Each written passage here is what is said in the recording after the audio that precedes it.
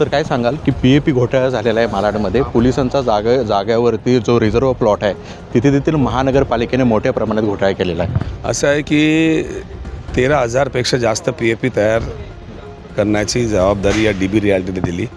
ज्या प्लॉटला eco sensitive zone लागत आहे, ज्या प्लॉटला NDZ आहे, NDZमध्ये तिकडे डेव्हलपमेंट करता येत नाही, ज्या प्लॉटमध्ये पोलीस फेडरेशनसाठी राखीव ठेवलेला आहे तिथे PAPचा निर्णय महानगरपालिकेने घेतला. त्या प्लॉटला रस्तासुद्धा नाही आणि हे सगळं होत असताना त्यांनी प्लॅन पण अप्रूव्ह नाही करून घेतला आहे आणि 900 कोटीचा त्यांना जे आहे क्रेडिट नोट देण्याचं काम महानगरपालिकेने केलं, पैसे देण्याचं काम केलेलं आहे.